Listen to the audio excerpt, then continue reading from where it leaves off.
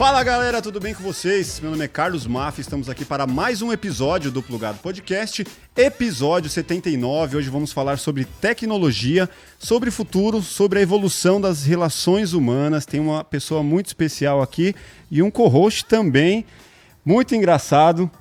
E já levantou a expectativa, é porque não vai ser tanto. É assim que funciona. Tenho aqui Edson Júnior. Você tá, eu preciso pegar sua mão. Isso sempre dá sorte, hein? Obrigado isso pelo aí. convite de novo, hein, cara? Obrigado, presença ilustre aqui. Prazer estar aqui, né? A última vez eu ganhei uma pulseira e é como um biscoitinho para cachorro. Eu volto para ganhar mais pulseiras. Opa, e hoje não vai ter mais pulseira. Então não volto mais.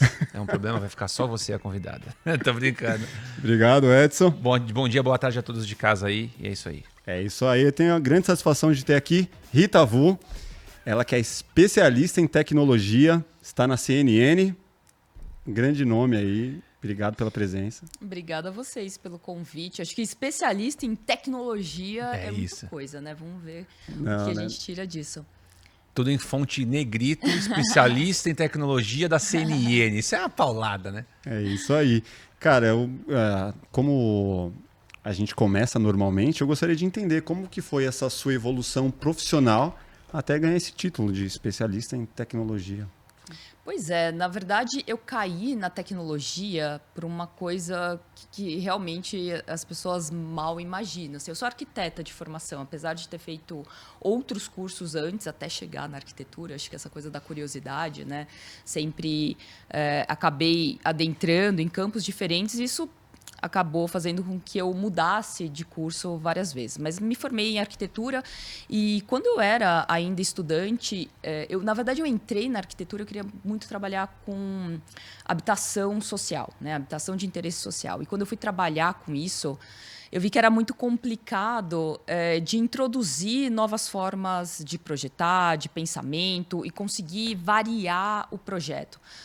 Na época, eu estava estudando muito habitação de interesse social no interior. No interior, a gente tem terrenos que são grandes, então não precisa necessariamente fazer prédios, como acontece, por exemplo, aqui em São Paulo, né, que é mais caro. E tinha aquele copy-paste, né, de casinhas, a gente vinha aquele mar de casinhas iguais. E aí eu tinha vontade, né, de trazer algum dado de personalização para aquelas residências, alguma modificação de projetos. E aí, nessa minha tentativa, eu fui estudar possibilidades de fazer isso de uma maneira rápida, fácil e barata.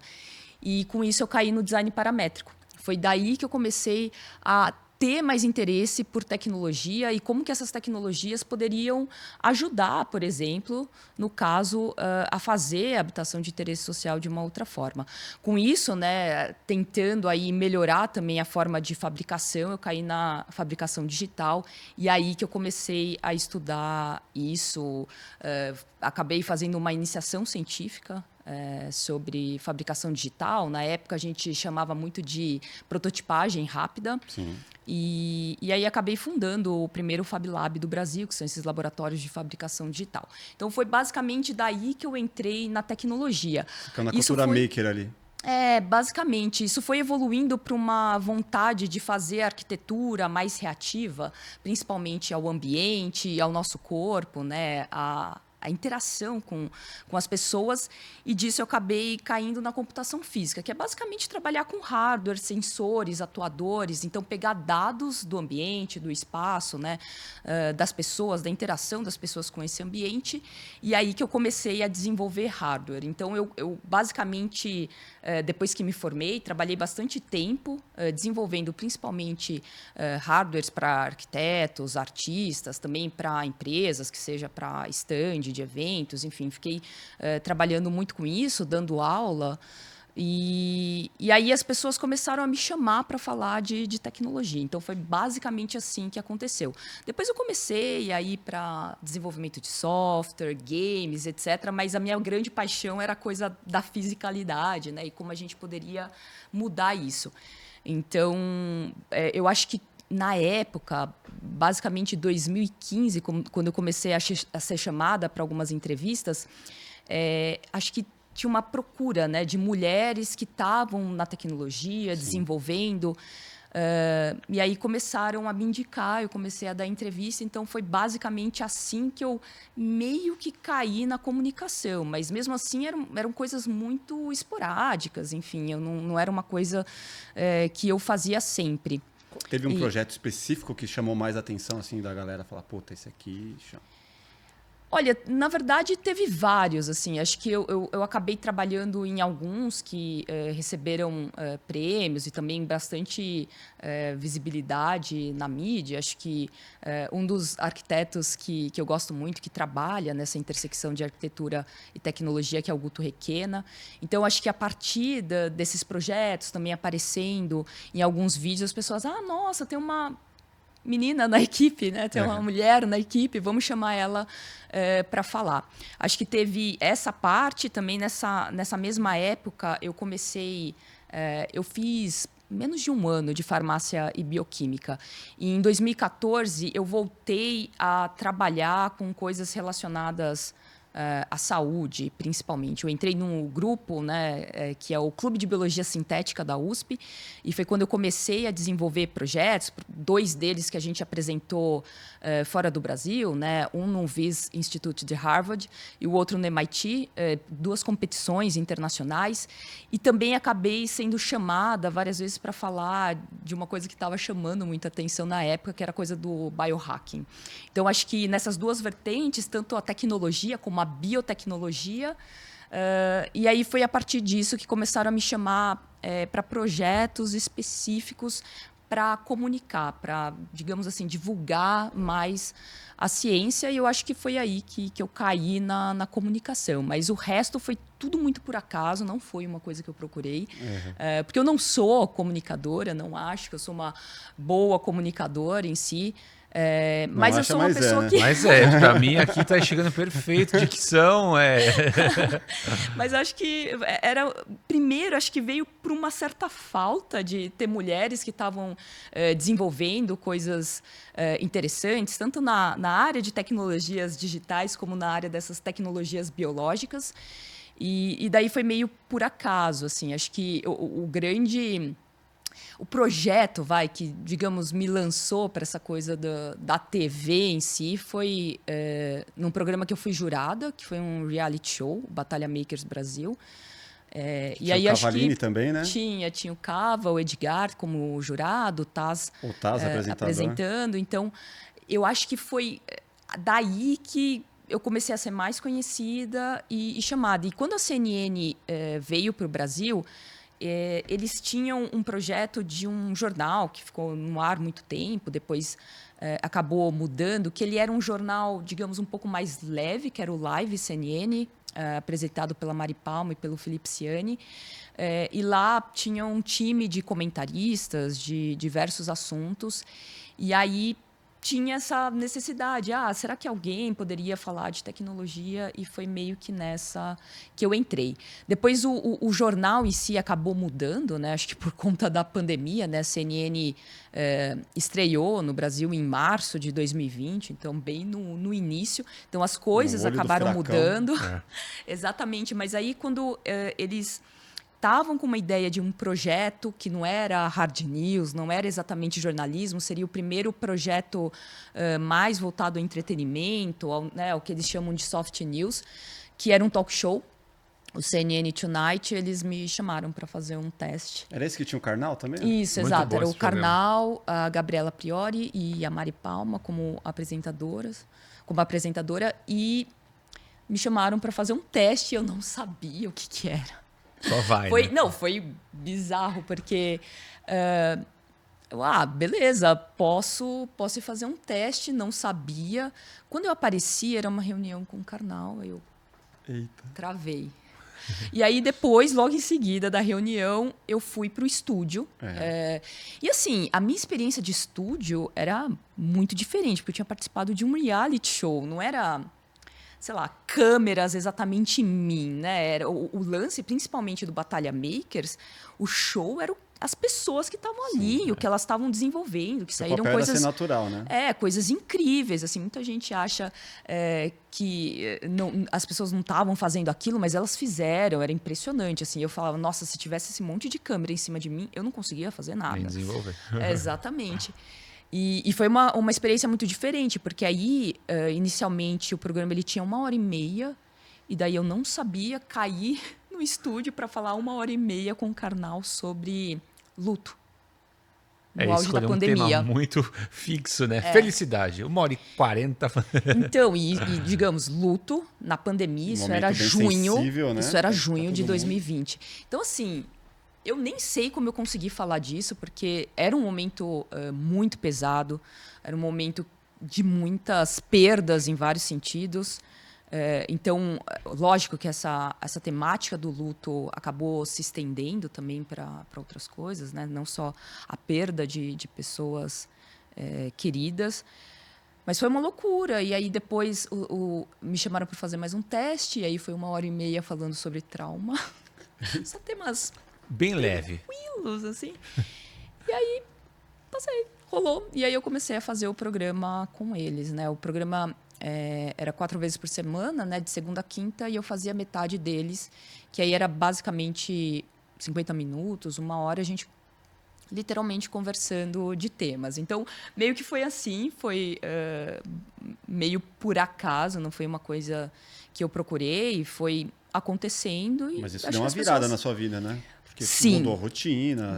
Mudou completamente, porque eu acabei diminuindo a parte de desenvolvimento. Sim. Eu acho que no primeiro, assim, 2020, eu continuei, eu estava bastante ativa, principalmente por conta da pandemia, né? Então, estava em diversos grupos que estavam desenvolvendo coisas, desde dispositivos imobiliários hospitalares até a questão dos EPIs, né, dos equipamentos de proteção individual. Então, acho que ficou muito conhecido o lance dos face shields, que a galera que tinha impressora em casa começou a imprimir, a fazer. Então, digamos que 2020 eu fiquei muito focada em articular e a desenvolver projetos. Então, coisas que antes os médicos nem sabiam o quanto que era necessário. Então, sei lá, desde protetores para as pessoas que, sei lá, saíam da intubação e ficavam mordendo e tinham a boca machucada, até travesseiros, blocos, né, específicos para as pessoas ficarem de bruço, né, porque a intubação de bruço funciona melhor, até os equipamentos de proteção individual. Então, em 2020 eu foquei nisso, mas 2021 eu acabei diminuindo, né, esses projetos, e hoje eu desenvolvo muito pouco perto do que eu fazia antes. Então, eu tô mais comunicadora hoje. E eu sinto falta de fazer. Nossa. Você sente falta do mão na massa, de não só falar, pra né, caramba. e sim executar. Pra caramba. Acho que, digamos que essa é a minha principal crise, porque antes eu era chamada para falar de coisas que eu fazia, que eu desenvolvia, e coisas incríveis. Por exemplo, quando a gente apresentou esse projeto em Harvard, que era uma competição que se chama Biomod, que é de design biomolecular, a gente foi a primeira equipe a trabalhar com a técnica de DNA origami no Brasil, porque a fita de DNA a gente consegue dobrar e fazer tanto os desenhos 2D como também formas tridimensionais. No caso, a gente fez um octaedro truncado de DNA para colocar, para aglutinar, na verdade, vários reagentes e aumentar a velocidade de reação dentro de bioreatores, né? Isso para a indústria bioquímica acaba sendo importante. Então, eu falava das coisas que eu estava ali desenvolvendo, e eram coisas legais, isso me empolgava.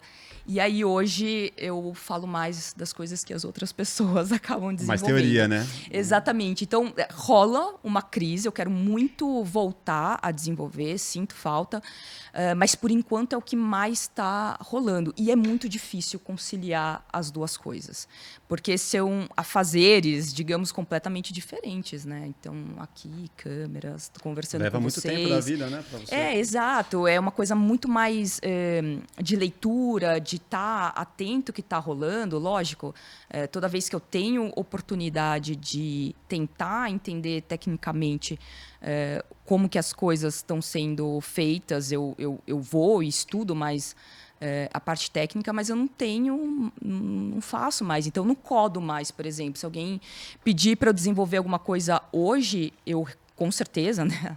As coisas elas se atualizam, eu teria que voltar a estudar. E é muito difícil dividir coisas que são muito diferentes. Uma que é muito introspectiva e outra que é muito social, que eu estou sempre com outras pessoas, falando cada hora num lugar diferente, gravando num lugar diferente. Mas você nem pega um projeto para gerenciar uma equipe, por exemplo, e fazer a coordenação, a apresentação. Não. Na seria verdade, eu uma nunca forma- pensei em gerenciar. Isso é engraçado. Porque é uma assim. forma de você conseguir estar envolvida, né? Você apresentar, você conseguir delegar, né? Sim. E conseguir fazer as outras Eu acho que o mais próximo que eu cheguei nisso foi consultoria, que eu estava ali também desenvolvendo projetos, mas era isso, né? Eu não colocava a mão na massa. Eu acho que essa coisa do gerenciamento eu acho muito legal, mas eu sinto falta, sabe, de ficar ali quietinha no cantinho do laboratório, sem ninguém vir falar comigo, tipo, esquecer, assim, redes sociais, esquecer WhatsApp, enfim, e conseguir focar, que é uma coisa muito difícil hoje, eu não consigo. Então, por exemplo, meu WhatsApp é uma loucura. Eu, basicamente, fico boa parte, sei lá, do meu dia nisso. Então, mudou muito, né? E, de fato, eu sinto muita falta. Legal. Essa possibilidade aí de você delegar e você ter vários braços ali trabalhando para você pode ser caminho interessante. Exatamente. E dá para fazer. Cara, eu tô aqui viajando na ideia. Antes ela era o Leonard Rockstetter, que era o físico que fazia. Agora ela virou o Sheldon Cooper, que é o físico teórico, que vai mais falando do que fazendo. Uma pergunta que eu tenho para te fazer é se você se vê fazendo essa parte de comunicação para o resto da vida, ou você quer retomar o projeto, que é o que parece que é o que te faz mais feliz, não que a comunicação não te faça, mas que é o que pulsa, o teu olho brilha quando você fala sobre fazer projeto. Eu quero muito voltar. Eu gostei da comunicação no sentido de conseguir divulgar de uma maneira mais crítica a tecnologia para um número muito maior de pessoas do que eu fazia antes. Eu já faz um tempo que eu trabalho com divulgação científica, mas eram coisas muito nichadas. Hoje, num canal de TV ou nos eventos, enfim, em outros lugares que eu participo e que eu falo, eu consigo atingir um número maior de pessoas. Isso é muito legal. Eu acho que talvez não sair da comunicação, mas mudar, talvez... Não mudar o foco, mas talvez acrescentar uma coisa que eu sinto falta, justamente por ter trabalhado, enfim, ao longo da minha trajetória em áreas muito diferentes. Então, sei lá, eu gosto de fazer desde sapato até desenvolver games em realidade virtual. Isso eu sinto falta, talvez, de conseguir conectar temas diferentes, essa coisa mais interdisciplinar, e não... Sabe? Vou falar disso, então só falo disso. Tá. Sabe? Eu acho que isso eu sinto falta. Então, talvez para a comunicação é tentar trazer um pouco do que eu era conhecida, assim, por conseguir trazer sempre coisas diferentes para falar sobre um tema específico, né? Então, sei lá, falar de inteligência artificial e trazer microbioma intestinal junto para falar disso. Então, acho que isso eu sinto falta, que é uma coisa que, no tipo de comunicação que eu faço hoje, não dá para pirar e vamos colocar. Não, é uma coisa muito direta, é rápida, Você segue uma agenda, né? Ali que precisa ser... exato. Sei lá, você tem 5 minutos para falar de um negócio. Você mal consegue aprofundar um tema. Né? É muito superficial. Que eu acho que isso é o que me deixa mais assim com essa comunicação mais rápida, diária, cotidiana. Porque assim, o teu assunto não é cada rápido dia, e cotidiano. Exato. Cada dia você tem que falar de uma coisa diferente. Então você não aprofunda nada. Que eu acho que é uma coisa muito de um tipo de jornalismo. Que não é, por exemplo, o jornalismo investigativo, que a pessoa vai lá e sabe, aprofunda Dá um numa programa de 2 investigação horas, às vezes. ou numa pesquisa e etc. Então, acaba sendo muito diferente. Então, eu gostaria de continuar na comunicação, mas talvez abarcar um pouco mais essa parte, e também gostaria de voltar a desenvolver projetos. O que eu não sei exatamente para que área que eu voltaria. Eu acho que desde 2014, essa coisa da saúde, sabe, do desenvolvimento de biocoisas me pega, então eu precisaria ver. Inclusive, em 2017, comecei a fazer ciências biomédicas. Cara, você Mas curtiu aí, lógico, acabou não dando tempo, era um curso integral, então consegui fazer um semestre, acabei desistindo. Não era um curso de 5 minutos que um youtuber Exatamente, falou, eu tenho um curso de biomedicina aqui. Talvez Tem hoje... 10 tutoriais. 10 e você tutoriais, Talvez hoje seja diferente. Eu até precisava procurar, porque depois da pandemia, não sei se algumas coisas foram para online, mas acho que não, né? Acho que já voltou tudo para o presencial. Mas era muito difícil conciliar trabalho e ter que estar na USP todos os dias. Mas assim, eu tenho muita vontade de voltar a estudar e desenvolver coisas nessa área mais de biotecnologia. Eu acho que o mais próximo que eu tenho disso hoje é que eu sou conselheira de uma startup que é de biotecnologia, mas assim, eu não estou no dia a dia desenvolvendo, então eu ainda quero voltar, só não sei exatamente como, porque eu acho que quando você entra na comunicação, sempre acabam vindo outras coisas. Sim. Então, é que eu falei não para muita coisa. Então, não vou ter canal, não vou fazer isso, não. Porque senão, realmente, eu ia abandonar por completo outras coisas. Então, hoje em dia, eu até consigo e estou quase lançando uma marca de joias, que, enfim, pelo menos eu tenho alguma coisa para fazer com as mãos. E eu gosto muito dessa parte de design, corpo, né? Acho que toda a minha pesquisa ao longo desses anos era muito juntar corpo, espaço e tecnologia e a interação disso. Então, essas coisas, sabe, vestíveis maiores, enfim. Trabalhei muito com os computadores vestíveis, né? Os wearables. Me formei fazendo um. O que é um computador vestível? Basicamente, quando você coloca circuitos eletrônicos na roupa. Lógico, você poderia trabalhar também com a parte de tecidos inteligentes, mas é muito quando você coloca esses circuitos. Então, por exemplo, a gente poderia ter desde exoesqueletos até uma coisa que eu fiz em 2014, que é um bracelete que fica tirando sangue toda hora para fazer exame, se a pessoa não precisa ficar sendo picada toda hora. Ou, sei lá, o que eu fiz quando eu me formei, que eu captava as vibrações do edifício, do prédio da onde eu estudei, que é maravilhoso, enfim, a galera que é de arquitetura sabe, que é o prédio da FAO, que é projeto do Vila Nova Artigas, um arquiteto brasileiro, enfim, super importante. Lá tem rampas enormes. A largura, eu não me lembro quantos metros são, mas é tipo 7, 10 metros. São rampas muito grandes. E eu pirava quando as pessoas... Eu gostava de ficar na rampa deitada. Eu sempre pirei essa coisa do espaço, de sentir o espaço. Tá? Então, vocês podem achar que eu sou meio maluca. Mas eu adorava ficar deitada e sentindo a rampa mexendo quando as pessoas passavam. Porque o edifício vibra, né? Que nem quando você está no, sei lá, ponto de ônibus... que é uma ponte, passa um ônibus... aqui dá uma vibrada também. Então, aqui é galpão. exato. E passa um caminhão pesado, um ônibus aqui dá uma vibrada. Nossa, assim, eu piro, assim. Bom, quando passar se você quiser parar para pirar, a gente dá uma pausa, você sente a piração. Adoro sentir o espaço assim, no corpo, essa coisa da sensibilidade do corpo, o corpo como um grande sensor e plataforma sempre... Já foi no estádio? Sentiu o estádio tremendo? Não, é uma coisa que eu preciso muito. Ou você pode deitar meu também, sonho, né? assim, num jogo que tá... Nossa, deve ser o Morumbi surreal. treme bastante. Nossa. Se ela deitar, então, na lateral da BR-116 em dia de semana, vai ser uma rave pra ela. Vai adorar aquilo ali. Meu Deus, estou no céu.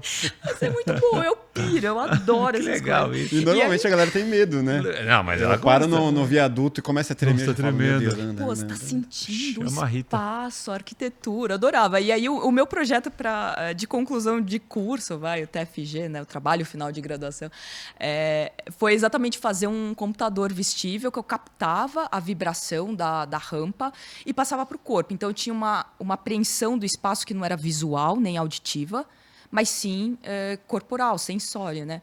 E aí eu coloquei um sensor, que é o Geofone, que é usado em sismógrafo, então ele é super preciso a baixas frequências. Comprei de um cara que desmonta sismógrafo nos Estados Unidos. Imagina isso. É tipo aquele Bem Matrix específico, indo né? nos lugares muito Porque embaixo você de não uma acha para comprar caverna. fácil, pelo menos na época, né? Isso era tipo 2010, faz tempo. Um cara com sobretudo num beco fala, vem cá, eu tenho isso. Pum. Nossa, faz tempo. Meu Deus, eu me formei há muito 2006. tempo. Tá vendo, né? Isso é um projeto que você fez na faculdade. Isso, para eu me formar. E aí, bom, coloquei o sensor na rampa e aí eu desenvolvi uma roupa com 44 motores de vibração. Então, 22 de cada lado, distribuídos desde o pulso até o tornozelo. E, basicamente, essa distância ela representava a rampa. Então, o sensor ele conseguia captar a frequência da onda, onde ela começava, a velocidade. Então, lógico, né? Depois de um certo treinamento, que é basicamente assim que, sei lá, se a gente for usar um capacete neural, a gente precisa treinar, com o corpo a mesma coisa. Então, depois que você passa a entender, você pode estar, sei lá, 1 quilômetro de distância dessa rampa e você vai saber, nossa, alguém está descendo a rampa. Nossa, essa pessoa está rápido. Nossa, tem 2 pessoas. Não, agora tem uma. Você consegue sacar Com no o teu corpo vibrando onde as pessoas estão, quantas pessoas são, qual a velocidade que essas pessoas estão andando. Enfim, então eu fiz esse computador vestível e, logicamente, né? Era uma roupa com Arduino, tinha toda a parte Bonita de por fora. XBee, para conectar via Bluetooth com sensor, porque você podia estar 1,5 km e você podia sacar o que estava rolando. Então, na época, era uma coisa super legal, porque as Na pessoas época não, Rita. Eu tô achando sensacional hoje. Hoje já tô achando pode ser, top talvez isso.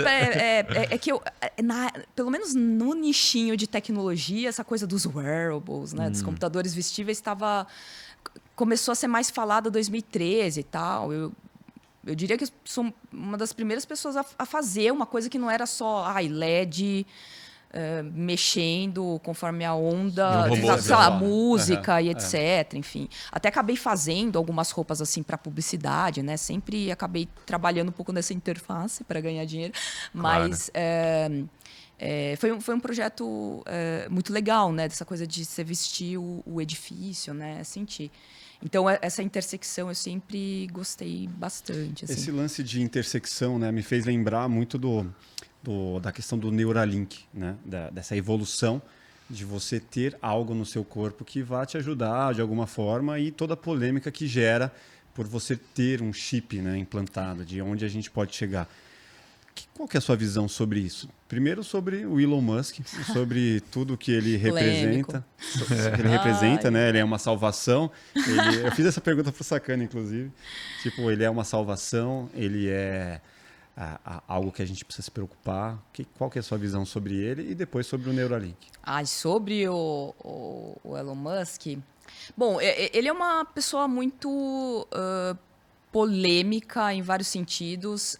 Eu acho que ele teve muita sorte de estar à frente de projetos interessantes. Acho que ele conseguiu utilizar muito bem a grana da família dele, né? Você diria que é sorte, então, não competência? Não, eu acho que sim. Acho que ele teve a sorte de vir de uma família bastante rica, né? Acho que a gente não precisa entrar em detalhes. Depois as pessoas podem pesquisar de onde vem a grana da família dele, o que é bem complexo, né? De diamantes, né? Exatamente, enfim. Tem umas histórias assim. Mas eu acho assim, sorte nesse sentido. E aí ele soube aproveitar muito bem essa grana. Ele é uma pessoa bastante inteligente, competente e acabou fundando ótimas empresas. Acho que dessas últimas polêmicas, né, em relação a Twitter, em relação à própria inteligência artificial, né, aquela carta que eu acho que ele forjou junto com com o Instituto, mas eu acho que ele talvez as coisas tenham subido demais a cabeça dele e ele... Acho que ele tenta dominar muitas frentes. Acho que essa briga dele com a inteligência artificial hoje, apesar da Tesla estar desenvolvendo... Né, a Tesla precisa, obviamente, de um algoritmo de inteligência artificial muito bom, muito complexo, para dar conta, né, dos carros autônomos, mas depois da briga que teve, ele saiu da OpenAI e tal, eu acho que só falta isso para o Elon Musk. Ele basicamente tá muito bem, assim, de como dominar o futuro. Acho que só falta para ele alguma coisa... Não falta. Neuralink é total bio. Mas, enfim, o Elon Musk, enquanto pessoa, eu acho que ele... sei lá, as coisas sobem demais a cabeça dele. E ele acaba... talvez colocando coisas, acho que até da forma como ele fala que vai desenvolver, vai lançar, etc. Acho meio displicente. Assim, marqueteiro demais. Meio qualquer coisa, muito sem cuidado, vamos dizer assim, com a humanidade.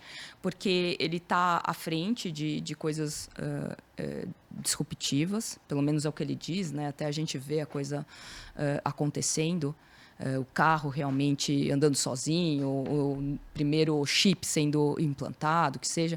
O foguete voltando. O foguete tem muita voltando, coisa impressionante. Enfim, né? Porque as promessas são... E aí o desenvolvimento é uma outra coisa, né? Mas eu acho que acaba tendo pouco cuidado em relação à humanidade. Por exemplo, essa carta, né, que...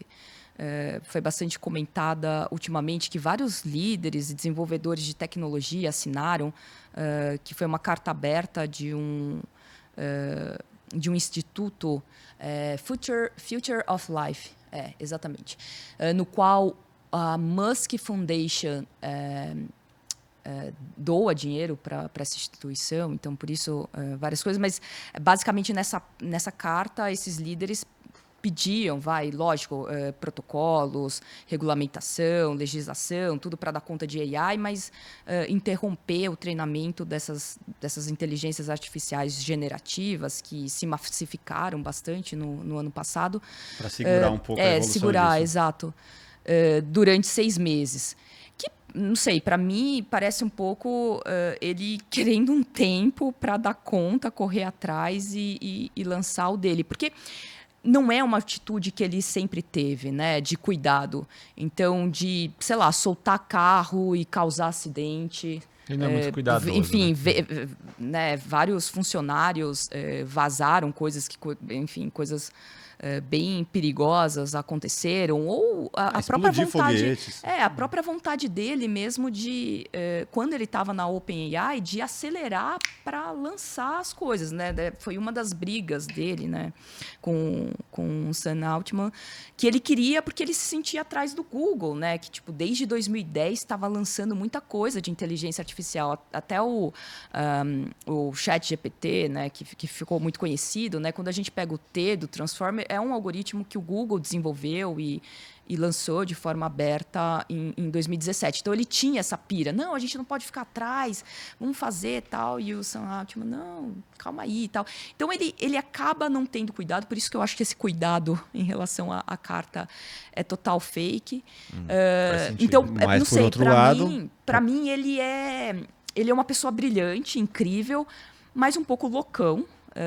E essa coisa do Neuralink, poxa, ela pode ser extremamente perigosa em vários sentidos. Lógico, acho que falta muito tempo para isso se concretizar. Tanto o chip, como a forma de implantação, robô, enfim, todas as tecnologias que estão envolvidas para que isso aconteça. Mas tem uma promessa que para esse ano sai, né? Eu acho muito difícil. Para agora ainda? Para o segundo semestre. Acho muito difícil. Eu acho que vai ser mais uma promessa que ele fala, vai rolar e não vai. A do carro autônomo, não sei nem quantas vezes que ele, enfim, já tweetou. tentou. Então, assim, eu não confio muito nele, não só por isso, mas por várias coisas. Mas só dessas tweetadas louconas dele, ou o que ele faz, sei lá, para dominar o mercado, tweetando mentiras, Nem enfim. prudente É uma pra caramba. Exato, isso. Exatamente. Então, assim, não é uma pessoa que eu confio. Acho que ele dá uma dilução. Sei lá, trocou. Tudo bem que ele não trocou totalmente o logo, mas botou lá o cachorrinho, né? O Shiba Inu. Pô, sei lá, você vai trocar a identidade visual de uma empresa, uma coisa que está super estabelecida. Pô, um trabalho de brand absurdo. O cara vai lá, não, tipo... Bota o troca Dogecoin porque lá agora. prometi que... Né? Então, assim, eu acho que ele tem pouco cuidado com as coisas, tanto que ele desenvolve, quanto com as pessoas envolvidas, quanto com os times. O que ele fez no Twitter, ou o que ele já fez com vários times de todas as empresas, desde o robozinho que ele está desenvolvendo lá, o humanoide, o Optimus, até... Pô, uma super pressão, ele não tem cuidado, ele quer lucão e tal, tem grana e tem grana, né? Acaba... Mas, enfim, eu me perdi, porque você perguntou do Elon Musk, você perguntou do especificamente. Neuralink. Mas, enfim, eu acho que não vai sair logo, não. Assim, é muito complexo fazer o que ele se propõe e não acho que... ele pode até ter a parte digital, digamos assim, bem avançada, mas acho que a parte bio, sabe, conseguir conectar com os neurônios de fato. Que o principal seria devolver movimentos, né, para pessoas que precisam. Talvez até devolver visão, né? E acho que aí muita coisa, né? Porque a partir do momento que você... como que é o nome do ciborguezinho que tem a antena, que ele é daltônico e ele consegue receber... Oh, meu Deus. Real? Fictício de filme? Minha memória tá péssima, mas... um dos caras conhecidos por ser ciborgue, ele fez um implante que ele consegue ter um feedback auditivo das cores. Então, assim, tem uma câmera, né, outros, tem implantada, pessoas, enfim, outras pessoas que têm diversos implantes, inclusive cerebrais. Então, assim, digamos que a gente tem coisas que já são possíveis e rolam há muito tempo, mas eu acho que não só na parte de movimento e tudo que um chip na cabeça da pessoa pode trazer, desde você implantar a memória, tirar parte de comunicação em tempo real, sei lá, através do pensamento, que aí você pode captar desde as ondas eletromagnéticas ou ali estando no neurônio, sabe? Os próprios inputs, neurotransmissores, o funcionamento das sinapses, enfim, dá para fazer tanta coisa com um chip na cabeça. Porque você domina o corpo da pessoa, a cabeça da pessoa. Então, isso vai de um domínio do sistema nervoso inteiro, desde a fala, visão, o corpo, o sensor inteiro, introdução de coisas, saídas de uma enormidade de dados, emoções. Então, assim, um projeto que pode ser perigosíssimo, pode ser, né? Imagina uma marca pagando para você ter sensações assim que você vê o emblema e você nem sabe disso, porque hoje vai chegar um momento que perde o controle, né? Então toda vez que você vê o M do Mac, vai te dar uma sensação de euforia ou de alguma vontade de comer, de repente enviado pelo chip porque a marca pagou para, mano. Você tem domínio teoria total, né? Bem fictícia. O Facebook. Mas assim, aí que tá. A partir do momento que você tem, aí é só o avanço de tecnologia e adicionando e retirando coisas, porque né? Não muda. Eu acho que assim, por muito tempo a gente pensava em ficção científica como uma coisa muito absurda, longe, uma ficção.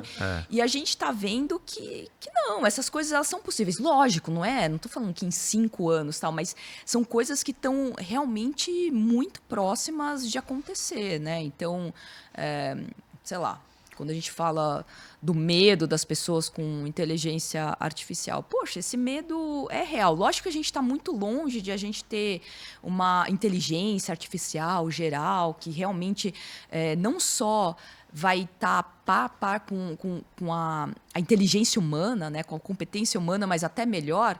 A gente está um pouco longe? Tá, mas assim... É uma coisa que é extremamente possível e as pessoas que são conscientes estão muito preocupadas com isso, né? Desde o Stephen Hawking, que ficou muito conhecido, né? Antes de morrer, de falar do medo que ele tinha, até de várias outras pessoas, pesquisadores seríssimos que falam. Então, não é uma questão de daqui 50, 40 anos. Não interessa, né? Se a gente for pensar, a inteligência artificial, por exemplo, está sendo desenvolvida há 60 anos. Poxa, ela precisou de um tempo para chegar no que ela está agora, mas com certeza a gente precisa também de um tempo considerável, pelo menos, sei lá, metade desses 60 anos, para a gente conseguir dar conta das questões éticas, morais e uma caralhada de coisa, desde incitação à violência, toda coisa de desinformação, direitos autorais, os vieses, a questão dos dados, que é super importante. Então, a gente vai precisar de um tempo também para discutir essas coisas, né? Então, meio que para mim, daqui X anos, não interessa. Ela meio que está aí, essas discussões têm que acontecer, porque é isso, as coisas estão sendo colocadas na rua sem essa discussão, né? O ChatGPT foi colocado... Tá aí. Enfim, apesar do primeiro, né, ter sido lançado em 2019, se popularizou agora, porque ele virou um chatbot super, né, amigável e etc. Mas, assim, não teve nada... Eles lançaram, ninguém...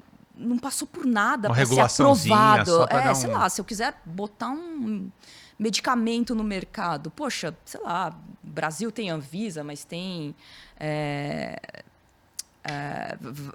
cada país tem a sua regulamentação. Se eu quiser tirar isso do país e ser um fármaco mundial, enfim, poxa, é super complicado, né? Por que essas coisas...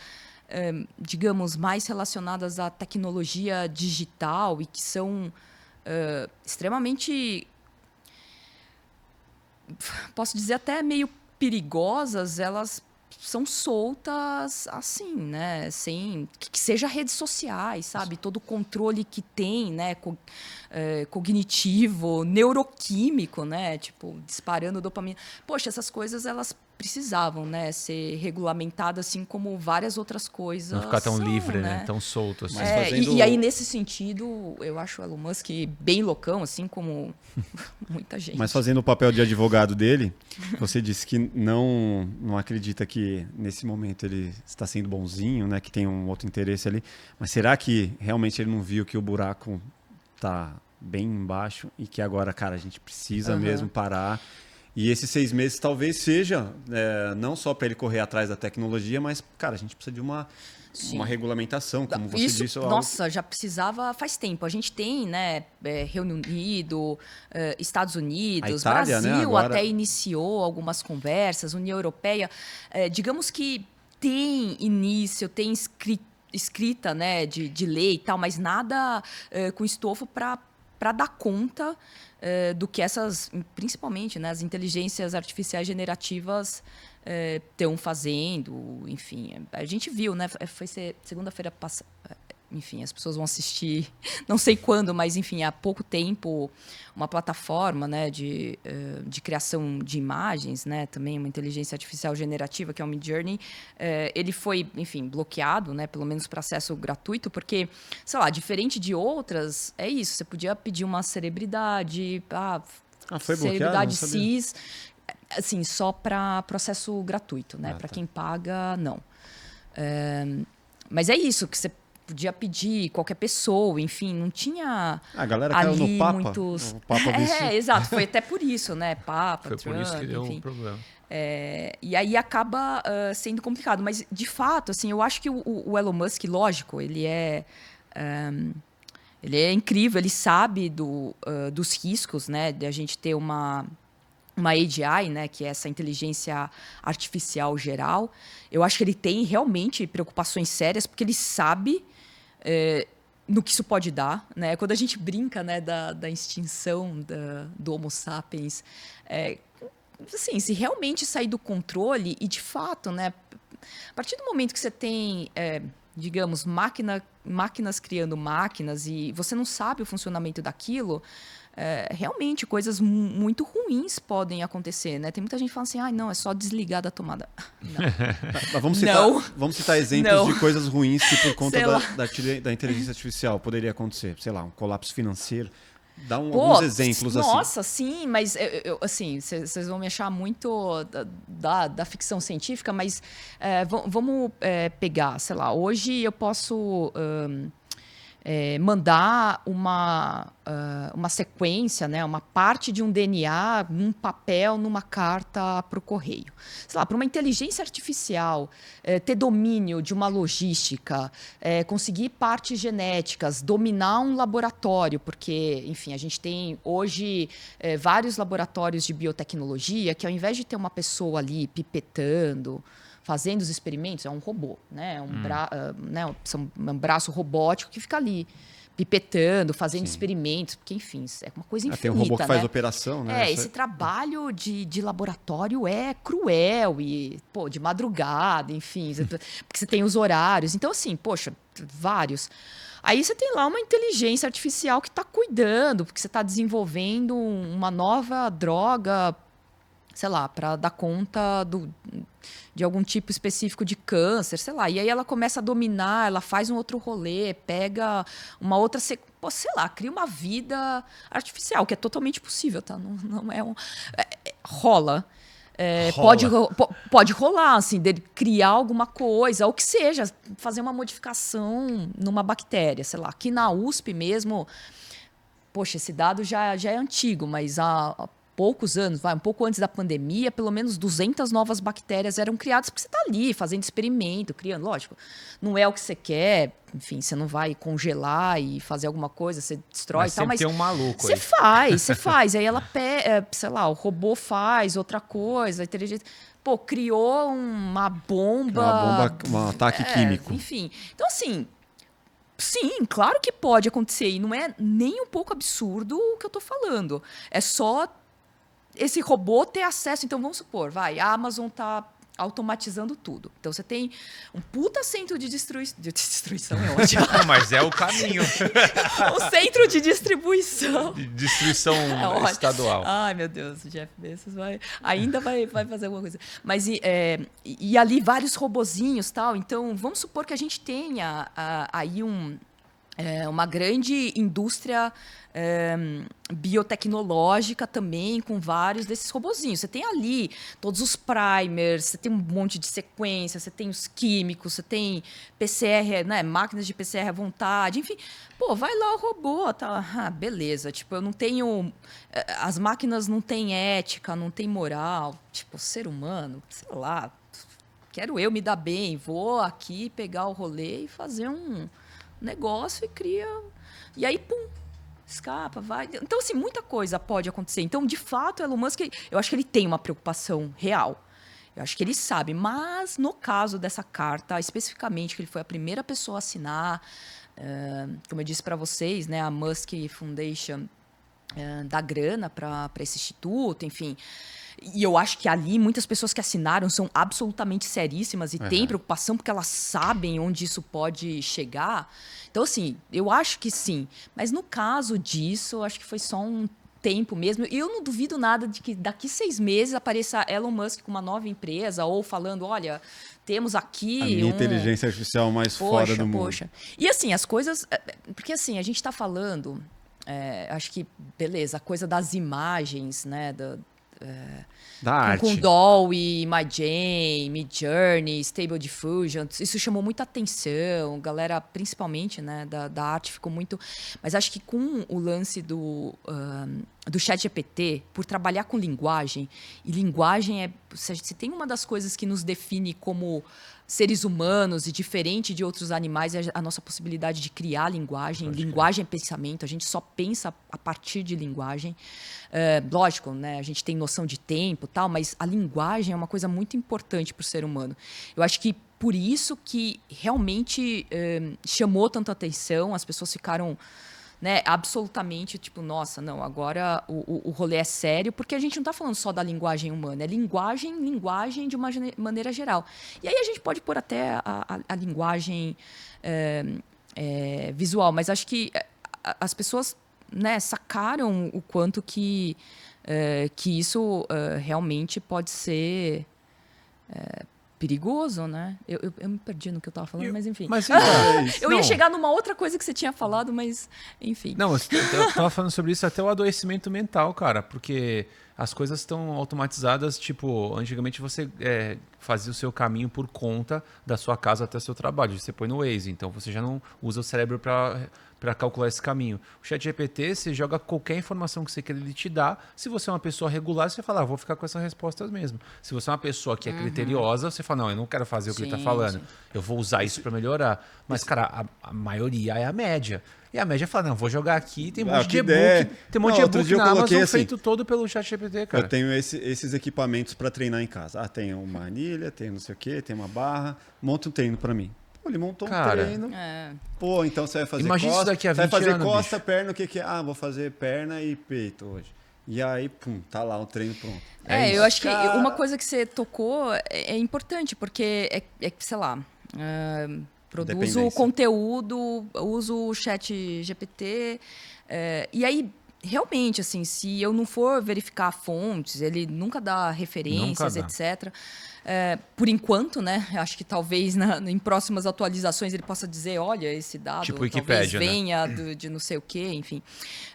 Mas aí é uma coisa do que a gente solta também para a sociedade, que tipo de conteúdo que as pessoas que recebem isso vão engajar, tipo, para onde a gente está levando a narrativa da humanidade, que seja através de redes sociais ou não. Então, tudo isso é uma discussão importante que a gente já deveria estar tendo. Eu acho também. E realmente, assim, eu acho que a gente está muito atrasado, porque essas tecnologias, daqui a pouco vem atualização, GPT-5, o Google, poxa, o Google vir. Tá com uma concorrente aí que ele vai lançar com não sei quantos trilhões de possibilidades de resposta. Falaram que é mais lenta, né? Mas eu acho que assertividade. Lógico que eles, nessa corrida, principalmente na apresentação que eles fizeram, né, na live, deu pau, mas eu acho que não só a Google, como outras empresas, né, a Meta também desenvolve muita coisa para inteligência artificial. Então, eu acho que na área de inteligência artificial, então acho que vão vir assim realmente muitas coisas. Lembrei o que eu queria falar, que foi uma das coisas que eu amei, assim. Anualmente a NVIDIA ela tem uma conferência, né, que ela, enfim, que se discute muitas das tecnologias que eles estão desenvolvendo, eles convidam também outras pessoas, e eu fui assistir o keynote do CEO da NVIDIA, que é um fofo, muito diferente dos CEOs que a gente está acostumado. Ele estava apresentando, né, e, bom, óbvio, a NVIDIA, hardware, enfim, a OpenAI usa, né,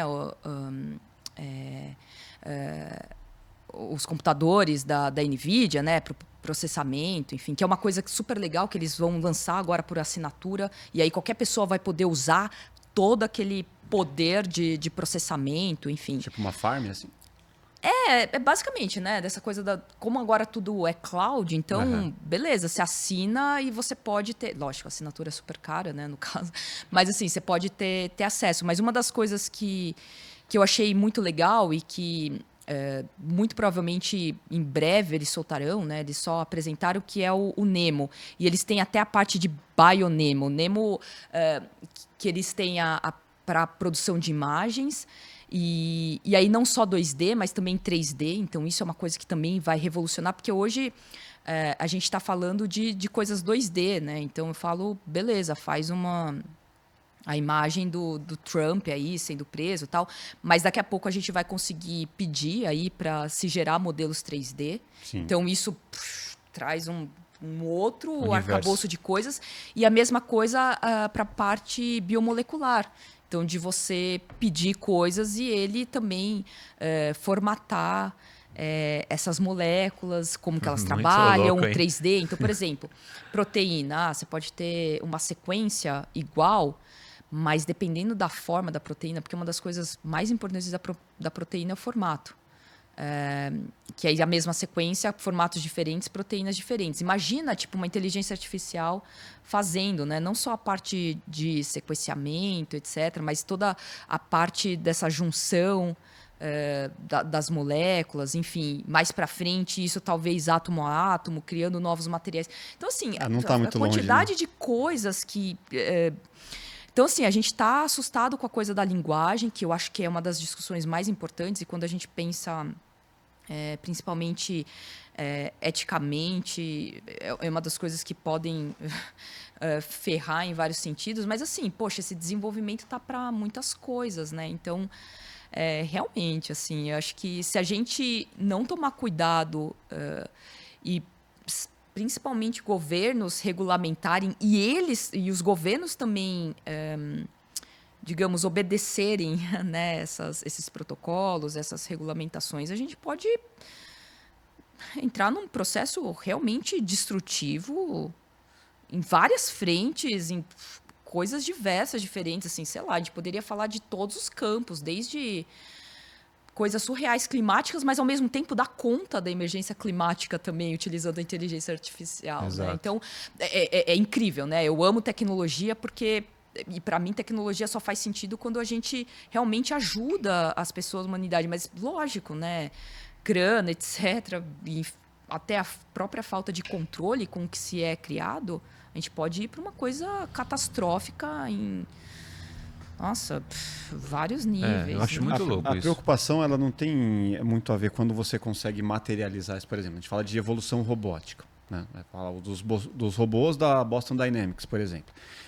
Eles, com uma inteligência artificial mal intencionada, pode fazer muitas coisas. Sei lá, vamos pensar no filme Eu, Robô. Que aí você vai para um outro caminho de que esses robôs com essa inteligência artificial mal intencionada pode causar problemas muito maiores, sei lá, uma guerra das máquinas, numa coisa parece meio ficção, mas né? Vamos levar para o extremo para ver Mas, qual é. Cara, se você tem robôs que conseguem dar saltos, que conseguem fazer coisas mirabolantes e tem inteligência artificial, e se a inteligência artificial é mal intencionada, tipo, isso poderia dar uma grande merda.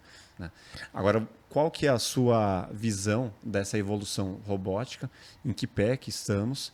E como que isso atrelado à inteligência artificial pode, ao mesmo tempo, ajudar muitas pessoas em lugares de difíceis acessos ou trabalhos que os humanos não querem mais fazer e, em contrapartida, também pode entrar num conflito.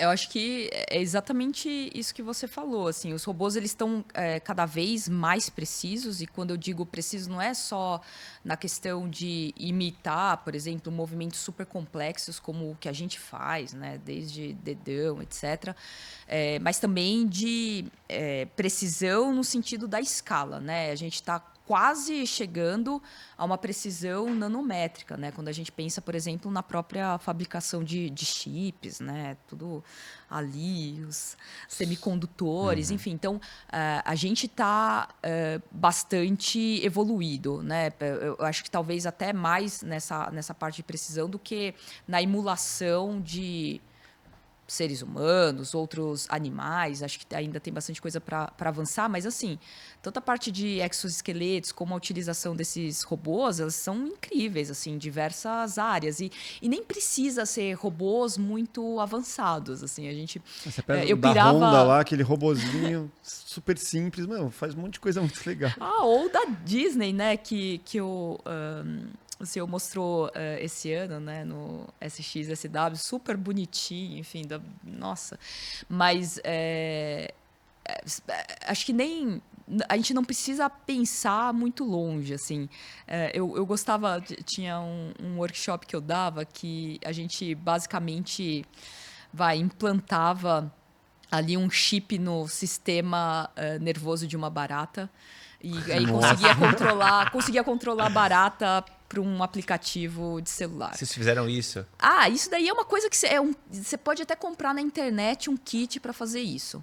Então, não sei se você tem filho. Não, eu quero fazer. Então, mas aí você compra, você pode fazer. Ou, no caso, a gente acabou fazendo a nossa versão, né, brazuca disso. Mas, por exemplo, isso daí foi feito porque, sei lá, para você fazer um robô tão bom em movimentos, em capacidades físicas como uma barata, né? Porque a gente sabe o quanto é difícil matar uma barata, por exemplo. Então, que tem a resistência de uma barata. Poxa, é super complicado. Daí, sei lá, tem um terremoto, quero achar pessoas, escombros, eu preciso de um robozinho super pequeno. Pô, o cara fez isso, né? Pelo menos diz ele, pensando em achar pessoas em situações. Você vai controlando a barata. hackeou uma barata. Então, assim, nem precisaria ir para uma coisa completamente hardware e software, né? Eu acho que a gente pode colocar aí também a parte viva, mas, assim, dá para fazer realmente muita coisa, né? Robôs, sei lá, a gente usa meio que... Dá para usar quase que para tudo, né? Que é físico, que é montagem. Acho que essa é uma das partes da sua pergunta. A outra que você perguntou do quê? Que é a evolução disso, cara, com o controle de uma inteligência artificial. Sim, né? Poxa. Onde chegaremos? Pô, Aí, eu acho que, sei lá, criação de vida artificial mesmo, sabe? Eu acho que dá muita coisa pode acontecer, né? A partir do momento que a gente tem robôs, montando robôs, inteligências artificiais, criando inteligências artificiais que vão ser aí o algoritmo desses robôs. Então, muita coisa pode acontecer. Mas eu achei interessante você falar do uso desses robôs militar. Boa parte da tecnologia que a gente usa hoje, ela foi desenvolvida primeiro, né, para o uso militar, né? Acho que isso não é novidade para ninguém. Os investimentos mais pesados. Uma das maiores indústrias, né, em termos de grana, é a bélica, enfim. E aí, quando eu falo que dessa coisa da legislação, regulamentação, protocolos, enfim, um monte de coisa que precisa ser formatado e discutido não só entre os países, mas assim, a nível mundial, os governos precisam também responder a isso, né? A gente viu há pouco tempo que o governo do Reino Unido, para meio que não ficar atrás, eles estão criando laboratório, investindo para fazer né, desenvolver inteligência artificial, né? Que esse grande guarda-chuva, não uma empresa privada, mas também os militares, né? Porque, enfim, sei lá, agora a gente está falando de uma briga, tipo, lógico, né? Empresas americanas, que é o que, né, tem dominado, que também é o que chega para a gente, então Microsoft, Google, brigando aí, corrida pela inteligência artificial. Mas agora imagina, tipo, sei lá, quando isso virar Estados Unidos e China. E China, pô, é que a gente não sabe o que rola na China, né? A gente, tipo, beleza, a gente sabe, e o Baidu tá colocando também, AI e tal.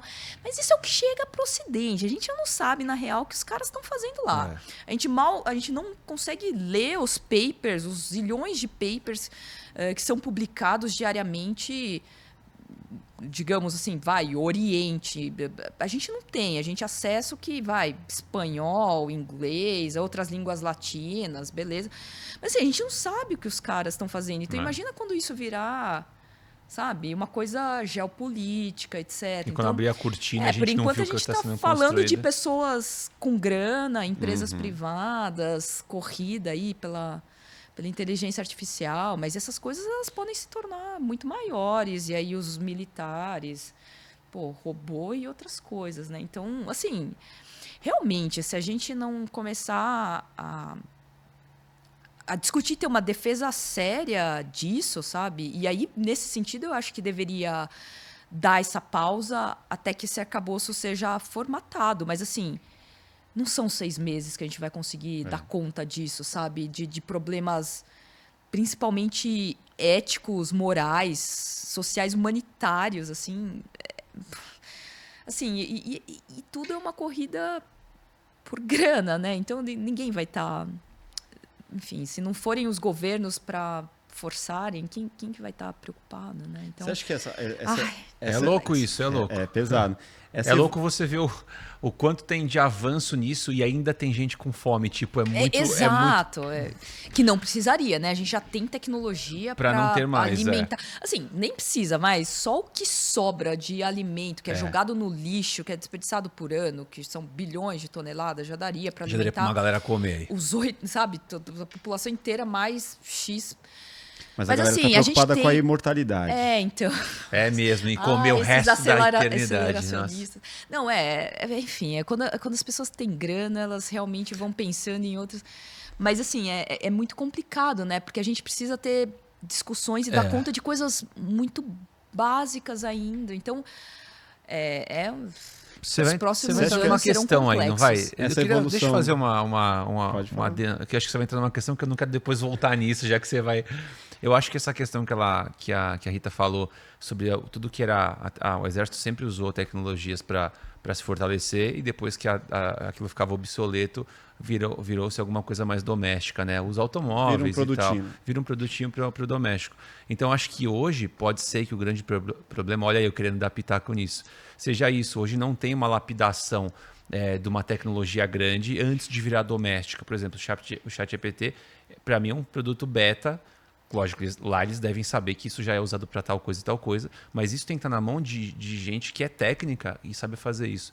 Então, acho que o grande problema hoje é tudo ser meio que aberto. Todo mundo tem acesso. E não é todo mundo que tem que ter acesso a essas coisas, cara. Imagina se todo mundo tivesse acesso a um tanque de guerra. Mas será que a democratização não vai ajudar na evolução? Eu acho que não. Espécie? Eu acho que tem que regular, cara. Porque acho que você democratiza, todo mundo tem acesso.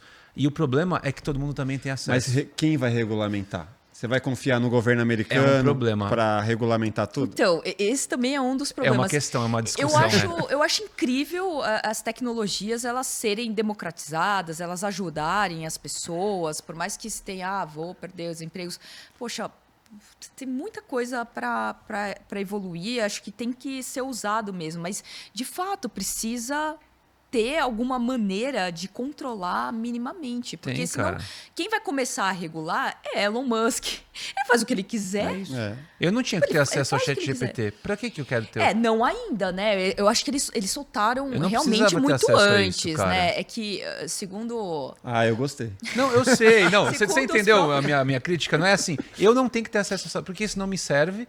Isso vai adiantar um processo que não vai me fazer bem mentalmente pro meu trabalho e muitas coisas. Vai te deixar menos criativo. Vai, cara. Ela não serve para as pessoas a gente vai se acomodar, né? Pra que pensar? Exato, cara. É uma preocupação isso. Não, acho que, de fato, assim, o que você falou é correto. Acho que eles anteciparam, realmente soltaram sem antes ter resolvido várias coisas. Então, assim, a gente está vendo pessoas que se suicidaram e porque você pergunta, né? Você pergunta o que você quiser.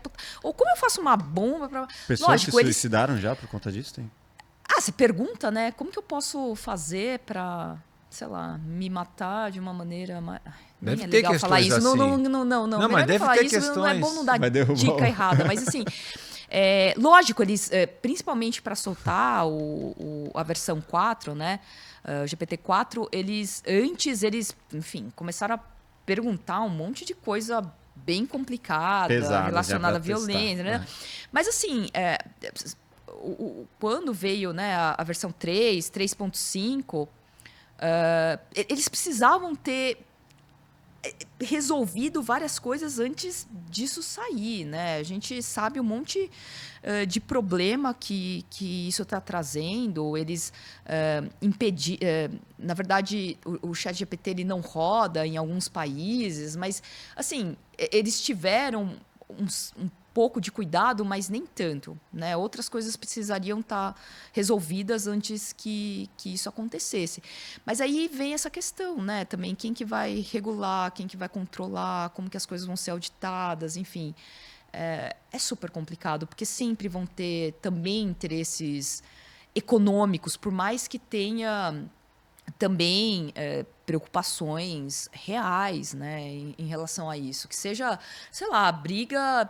vamos banir o TikTok dos Estados Unidos. Poxa, tem preocupações com a questão dos dados, da vigilância? Lógico que tem, mas também tem uma questão econômica forte, né? Primeira rede social, apesar de TikTok não ser exatamente uma rede social, mas de um produto que não é americano e que está, né, dominando a parada. Sim. Então, assim, a gente sabe, né, que a questão grana sempre vai estar por cima, né? E isso passa por cima de governos, isso passa por cima de...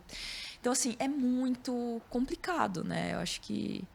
Cara, isso, a população ela tem que se unir. Não, mas que assim, realmente é um buraco sem fim. O TikTok, no próprio país que foi inventado, tem regulação, cara. Os jovens não podem usar o TikTok.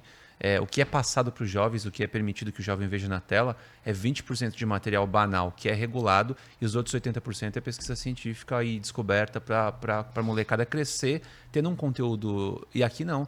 Aqui cada país regula o seu, e aqui é liberado, bunda e gente amamentando É esse o grande Isso caminho. que na China mesmo tem que nem é o TikTok, né? A versão chinesa que é Douyin, enfim, é um outro aplicativo que eles usam mais, nem é o mesmo. Tá, porque é um outro algoritmo que, assim, com certeza você não vai poder postar alguma coisa contra o governo chinês, né? Então é tudo bloqueado, né? Nem é o mesmo aplicativo, né?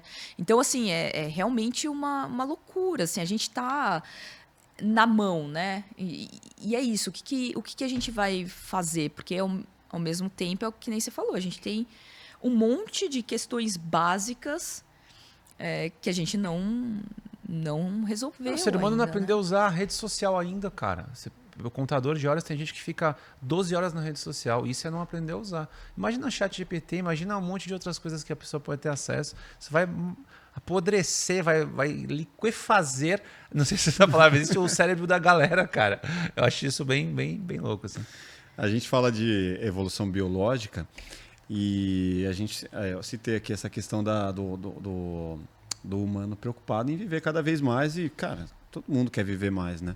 Você acredita que a gente vai, nos próximos anos, conseguir viver pelo menos 30 anos a mais com essas evoluções? Como 100 anos a mais? 100 é 100 bastante, anos a mais é muita 100 é a paulada, hein? Homem bicentenário. Eu acho que assim, eu acho que a gente vai conseguir, de fato, cada vez mais estender, não só por conta da conta de doenças que acabam matando a gente antes, que seja, por exemplo, né, o que mais mata doenças cardíacas, mas a gente vai conseguir controlar melhor o envelhecimento celular.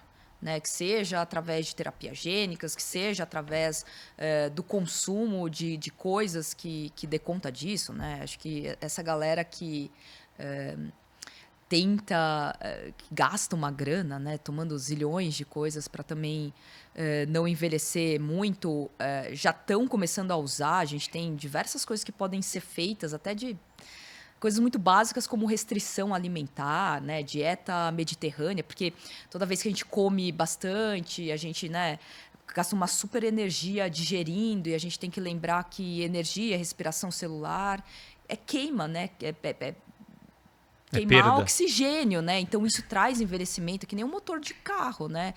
Então, quanto mais a gente gasta energia, mais a gente envelhece também. Então tem, assim, as pesquisas nessa área são diversas em todos os sentidos. Então, assim, com certeza a gente vai conseguir sim viver mais e com melhor qualidade. Mas assim, não imagino que seja uma coisa tipo 30 anos tão breve, assim.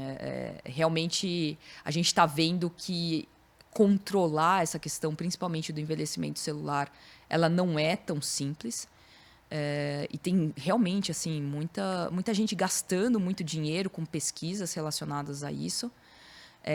Então, assim, não imagino a gente vivendo, que nem você falou, 100 anos a mais. Eu acho que assim, se a gente conseguir colocar 30 anos a mais na média, poxa, já é coisa pra caramba, assim. Isso vai demorar realmente muito tempo.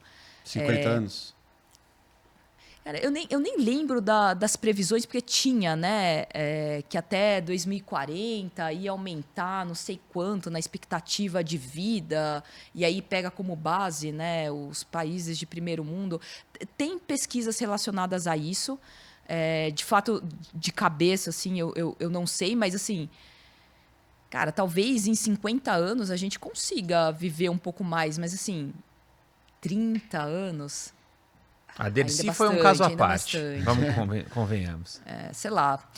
Tem pessoas que... Sei lá, tem seres humanos que vivem até... Qual que foi o 114 máximo? foi um senhor uma coisa aí. assim. Mais, né? Acho que foi 114, né? Então tem umas coisas nesse sentido, mas para a população geral viver 30 anos mais do que a expectativa de vida média de, sei lá, Finlândia. Poxa, eu acho que que eu já ainda estou vai viajando um aqui bom nos tempo, implantes, assim. né? Na questão de recomposição, de você colocar um braço biônico, sei lá, isso de você pode colocar ser, alguma prótese que vai mas isso é evitar que você melhoramento, né? force Seu upgrade. Quadril. Então, mas pô, Eu acho que eu acho que funciona. sim, acho que isso vai melhorar a nossa vida, mas não necessariamente vai fazer a gente retardar o envelhecimento celular. Porque além da questão básica de respiração celular mesmo, a gente tem a questão dos telômeros. A célula ela tem meio que um limite do quanto ela pode se dividir. Principalmente porque a replicação do DNA, quando você faz uma cópia, digamos que as extremidades, né, do DNA, né, as extremidades aí, na verdade, do cromossomo, que é esse emaranhado de DNA, elas vão sendo perdidas. É quase como se uma parte, dividiu, perdi uma parte. Tal. Perde um pouquinho. Então, vai chegando no momento que não tem como dividir mais. Então, principalmente, sei lá, se a gente pegar um órgão, um dos que mais tem divisão celular, que é o estômago, porque, né, escogasco, a gente está fazendo, né, digestão, então tem muita divisão. Beleza, posso colocar trocar o meu, beleza, eu posso ir fazendo essas trocas, mas aí a gente começa a chegar num momento que você começa a trocar tudo e aí também até que Quem ponto, é você? né? É você. Então, assim, lógico, você pode ter esses melhoramentos e tal, mas e aí, né, adicionado com essas tecnologias digitais, não só as tecnologias biológicas, terapias gênicas, super suplementos, enfim, esse monte de coisa. E aí, é porque tem gente que fala assim, eu vou viver para sempre porque eu vou descarregar, né, a minha consciência e tal. Eu não vejo isso como a mesma coisa, tá? Tipo, por mais que a nossa consciência tal, eu não consigo separar essa coisa do corpo ainda. Para mim, o corpo é uma coisa importante. Então, por mais que a gente vá, como que fala? Colocando outro, né? Que nem você falou. Adulterando, aprimorando. Vai chegar um momento que é quase como se fosse uma outra vida. Então, isso com certeza vai acontecer e tal, mas pensando Com certeza em realmente... vai acontecer, vai. E assim... Imagina assim, você tem um câncer no estômago. Troca o estômago, bota um outro estômago artificial. Será que é assim simples? Você tem... assim, não, por basicamente enquanto não é. Mas vai chegar um momento que vai ser. Assim como a gente já tá tendo, né? É igual o carro. Formação o carro de tá órgãos. envelhecendo, mas, mano, você troca o pneu, faz um aprimoramento ali no motor. Mas de qualquer forma chega um limite. Por mais que você vai trocando o carro, chega uma hora que assim. O carro aí é você meio outro que, já. Exato. Que beleza, você troca um órgão, você imprime, ou se ele é feito em outro animal. Beleza, vai fazendo. Mas acho que até o momento que a sua mente continua sendo a mesma, você pode estar todo adaptado. Assim, eu posso estar num HDzinho e ser eu, mas que eu não tá acho que isso... Na inteligência artificial. Não, aí beleza, aí a gente vai ter que discutir o que é vida, né? O que é o ser humano. Sim, a ética do negócio. Vamos trazer o carnal aqui. O que é o ente, enfim, o ser, mas... Isso é louco.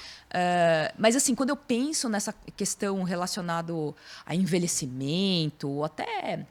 É que isso está mais na parte de imortalidade, né? Como que eu vou aí meio que continuar para sempre. Mas quando eu penso em envelhecimento, para mim, é muito essa parte mais biológica e que tem avançado absolutamente.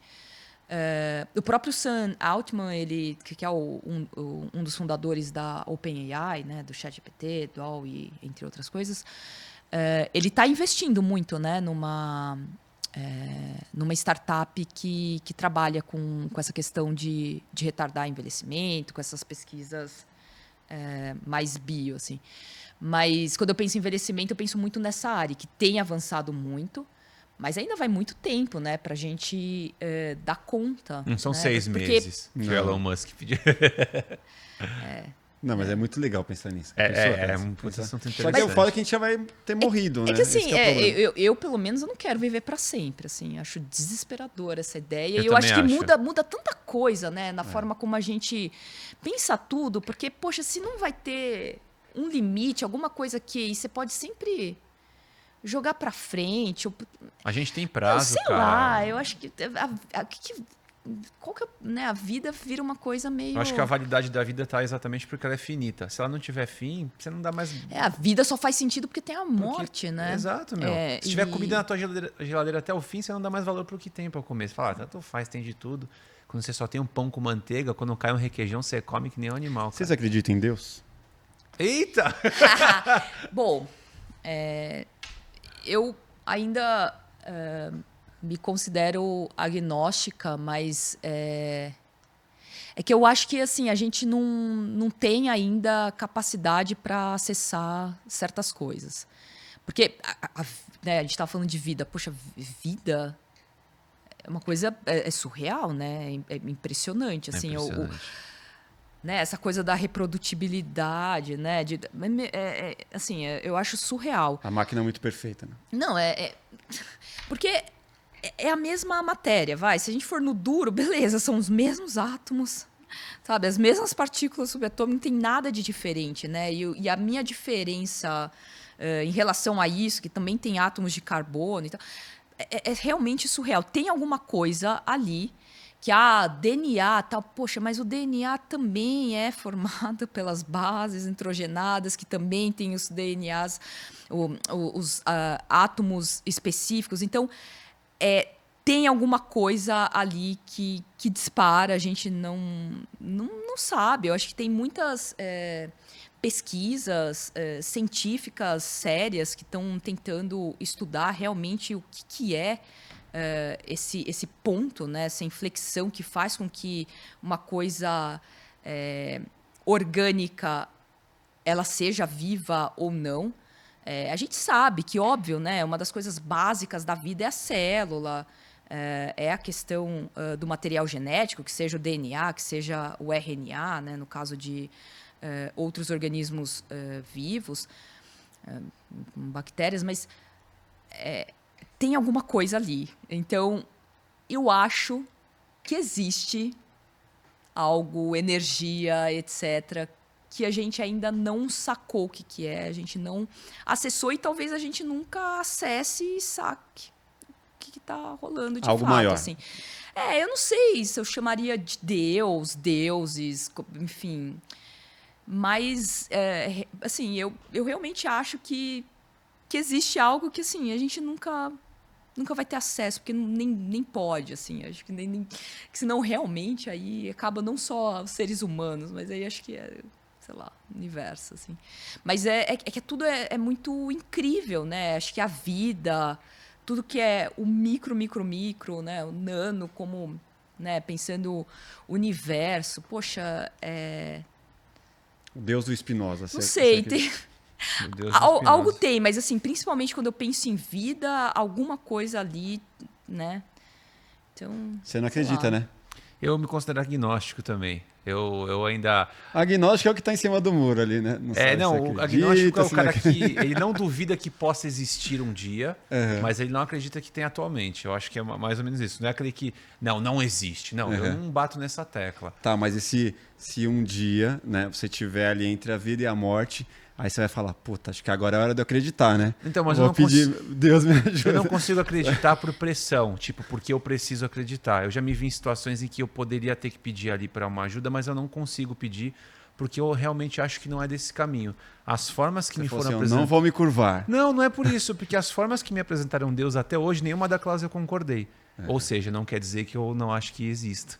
Mas as que me mostraram até hoje, eu falo, puta, nenhuma dessas eu acho que é. Não me convenceu. Não porque eu sou soberbo. Você não está falando de religiosidade. Você tá falando... Não, mas todas as formas que existe a possibilidade de ser Deus, que me mostraram e que eu acho que pode ser, aquilo não me convence. Mas é o que ela disse, existe uma possibilidade que a gente ainda não entende, talvez. E aí essa que não entende não me chegou a mim, então eu ainda estou no agnosticismo, entendeu? Mas isso, quando você pergunta a Deus, assim, mas assim, por exemplo, da religião, isso eu acho uma coisa incrível, sabe? Essa coisa da fé, os seres humanos precisam, sabe? Isso é super importante a gente acreditar, assim.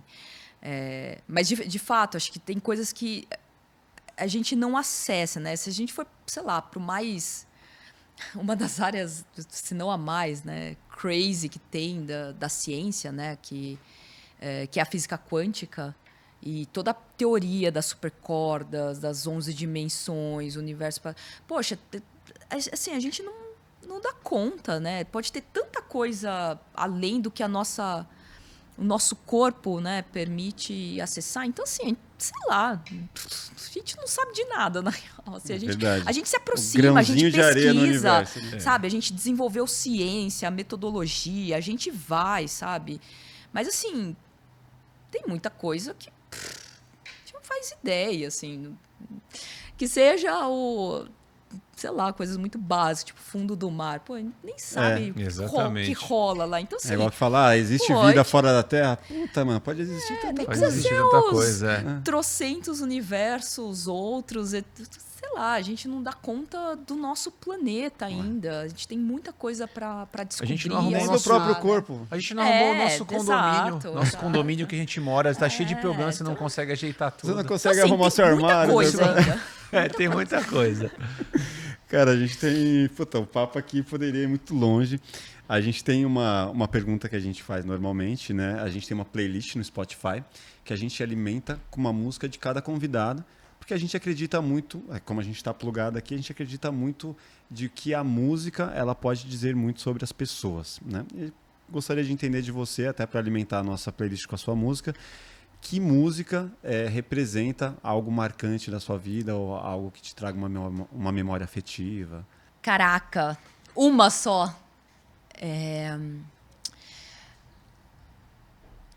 Difícil. Eu vou falar uma que me marcou muito por um momento que para mim foi muito difícil, mas ao mesmo tempo me abriu uma série de possibilidades. Assim, quando minha mãe estava no hospital, minha mãe gosta muito do Elton John.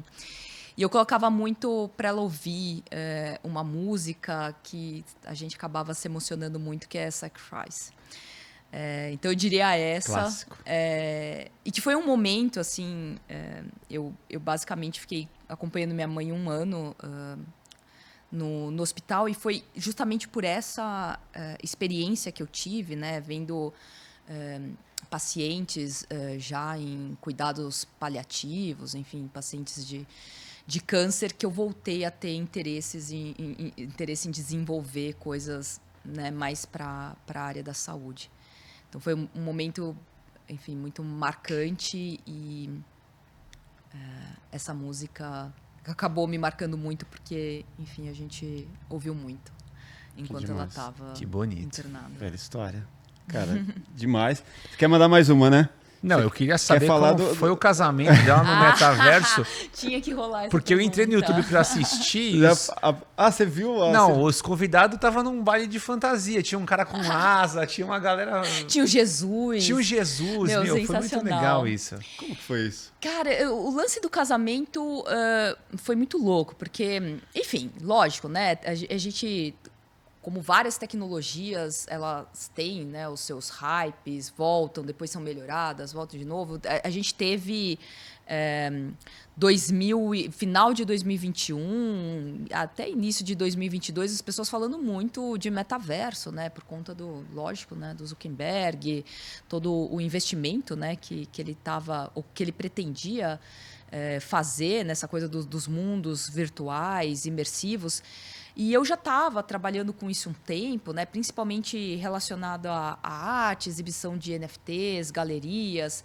E eu sempre gostei muito de jogos e principalmente essa coisa da imersão, né? O quanto que isso captura, né, a nossa cognição, a nossa sensibilidade. E aí eu, sei lá, tava nessas, um amigo meu que tem um museu, né, que na verdade agora virou um distrito, era o Museu XYZ, ele, né, tem terrenos em vários metaversos, né, de Decentraland, Sandbox, Cryptovoxel. Ele tinha esse museu, que era um lugar incrível. Eu falei, poxa, cara, eu tô, sei lá, pensando em casar, não quero gastar dinheiro.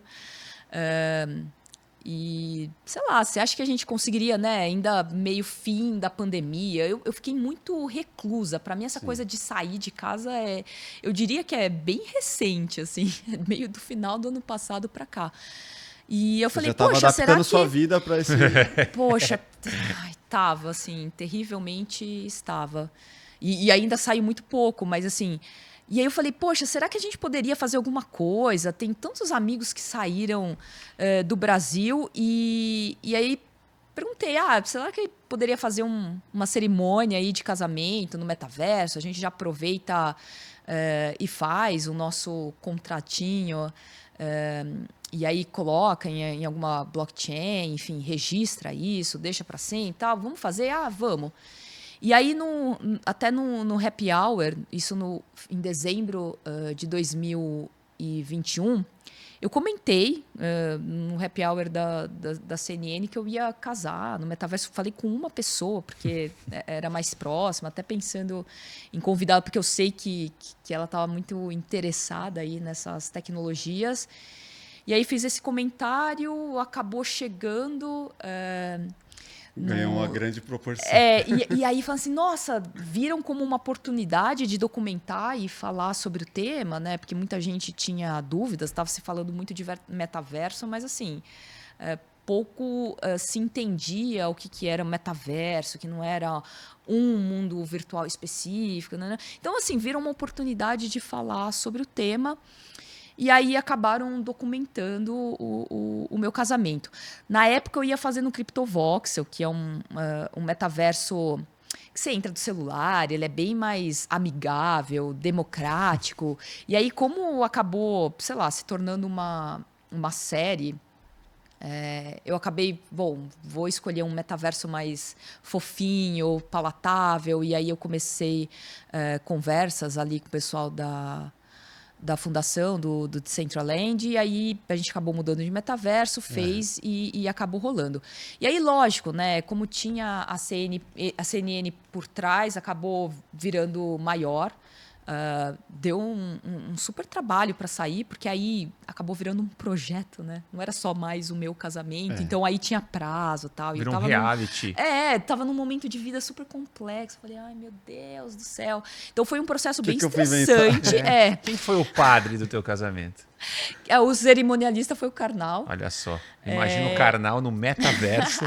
Poxa, ele fez maior Carecão. sucesso. A galera queria ir atrás dele, pelo menos os brasileiros, né? No que estilo conheciam. professor Xavier mesmo. Porque teve muita gente da comunidade mesmo, né, do Decentraland participando, porque a gente postou ali na página de eventos e tal. Mas acabou sendo muito legal, por mais que tivesse ali alguns problemas técnicos, principalmente quando a gente rodou o vídeo, que era eu, o André e o Karnal, só para ter um pouco de referência humana, não ser totalmente no metaverso. A festa foi ótima, rolou super bem, mas assim, sabe, para dar conta de tudo, os prazos e tal, eu nem consegui mandar o convite para as pessoas. Eu mandei sábado de manhã, o casamento era sábado à noite. Ninguém podia se atrasar, é só ligar o notebook, né? Então, mas para quem quisesse ter uma experiência completa, eu mandei mensagens pelo WhatsApp para os meus amigos. Depois isso daí acabou se espalhando, por isso que acabou dando mais pessoas. Mas, vamos dizer assim, a jornada não era tão simples. Tanto é que meus amigos reclamaram, falaram assim, pô, isso é um convite ou é um tutorial? Porque assim, quem quisesse configurar o avatar antes, tinha que criar, não tivesse uma carteira digital, tinha que criar uma carteira digital. Tem que ser nerd para configurar. Se quisesse pegar os POPs, que são aqueles NFTs, que são provas de presença, poxa, tinha uma mecânica. Se você quisesse resgatar o NFT, tinha outra mecânica. Se você quisesse resgatar os brindes, tinha outra. Então, assim, o convite foi longo, eu explicava tudo, explicava até do contrato, as blockchains que a gente utilizou. Nossa, deu uma aula de Web3 para participar. Foi assim, não foi um bom convite, eu mandei super em cima da hora, porque eu mandei de manhã, horas depois foi o casamento, então poderia até ter dado muita gente, mas foi um processo muito legal, porque... sempre quando tem alguma tecnologia, sempre vem muita gente falar sobre ela, né? Que seja agora, nossa, a galera especialista em AI, galera de metaverso. E assim, eu falava assim, poxa, as pessoas estão falando tanto, eu quero desenvolver um projeto que não seja de outras pessoas, um meu. E uma coisa muito afetiva para que eu realmente tenha as pessoas que me importam, os meus amigos e tal. E se eu fosse fazer um evento X, de uma marca X, ou uma exposição... Enfim, meus amigos não iam parecer, que era o que sempre acontecia, né? Porque durante a pandemia, eu até criei alguns, né, em um outro metaverso no qual a gente pode criar espaços independentes, você não precisa comprar um terreno, etc., para desenvolver. Então, eu até tentei chamar alguns amigos e etc., e não rolava. Então, com a desculpa de ser o meu casamento, eu poderia juntar aquelas pessoas e desenvolver um projeto maior, alguma coisa que, sei lá, fosse nossa. Então, por isso, acabou rolando essa ideia do metaverso. Eu já tinha muita vontade de fazer coisas especificamente com Decentraland, né? As minhas experiências tinham sido mais no CryptoVoxel. Então, eu acho que isso acabou juntando várias vontades. E eu sempre tive muito interesse nessa coisa da imersão, de até uma certa gamificação, né? Comecei a trabalhar com games em 2015, principalmente games, né? Para realidade virtual. O meu primeiro... eu diria até que o primeiro Vive assim, da HTC que chegou no Brasil foi o meu, porque eu comprei assim... Fui na Itália buscar o negócio, enfim. Na época eu estava realmente bastante interessada, né? Estudando Unreal. Então, eu acho que foi um momento que eu consegui juntar várias coisas. E aí, eu ia fazer uma coisa muito simples, né? Na galeria desse meu amigo. E aí, quando veio a CNN, a coisa se tornou maior. E aí, foi mais interessante também, porque a gente conseguiu agregar outras pessoas. Teve muita gente ajudando também nesse processo. Então, foi uma coisa legal, porque meu casamento acabou virando um projeto colaborativo. Então, foi divertido. Mas depois rolou uma cerimônia física também ou não? Não, foi só... Na verdade, assim, teve o vídeo que a gente gravou e que passou num telão na igreja, que era uma igreja linda, que a gente modificou. E como eu não tinha terreno, eu peguei emprestada a igreja, que é da Alison Wonderland, que é uma DJ australiana. Ela veio tocar até aqui, nesse último Lola. Eu não aluguei, enfim, ela acabou emprestando. Foi tudo realmente muitas pessoas envolvidas. Colaborativo. Casamento total. De código aberto. E aí apareceu muita gente da comunidade. Então foi um processo interessante. Era uma coisa muito pequena que eu ia fazer, mais para os meus amigos, e acabou virando uma coisa maior. Mas pelo menos foi bom, porque eu, digamos assim, tive um projeto que eu poderia chamar... Não, foi nosso, né? Não foi algo que eu desenvolvi. O show para alguém de alguma marca no CryptoVoxel, né? Porque eu já tinha feito outras coisas, mas não era nada que... Você pegou afetivo. Exato. Então... Mas tinha uma animação do beijo do casal? Então, isso não deu tempo de fazer. No Decentraland... eles fizeram um evento que foi super legal da Paris Hilton, que eles captaram os movimentos dela, né, com motion capture. Então, ela conseguia movimentar os avatares. Eles estão começando acho que ainda o Decentraland não lançou. Isso daí eu preciso checar. Mas a ideia era disponibilizar isso numa API para que as pessoas pudessem, né, ter essa coisa de controlar os avatares em tempo real. Mas isso a gente acabou não conseguindo fazer e nem desenvolver os emotes, que são esses movimentos que o avatar pode fazer. Se você tem um terreno, você pode criar que naquele espaço, né, naquelas coordenadas, né, naquele quadradinho, digamos assim, naquele terreno, os avatares podem entrar e ter movimentos específicos que não são os default da plataforma. A gente ia fazer isso para ter o beijinho e outros movimentos. Troca das alianças. Acabou não rolando. O único que a gente teve foi na baladinha, na festa depois, que os avatares chegavam e tinham os movimentos de dança que não tinham nada a ver com os default da plataforma, mas isso porque o pessoal daquele espaço já tinha desenvolvido, já era um projeto deles, porque, enfim, dava um pouco mais de trabalho e no tempo que a gente tinha, porque foi assim, né? Eu falei, no Happy Hour em dezembro, depois já tinha que...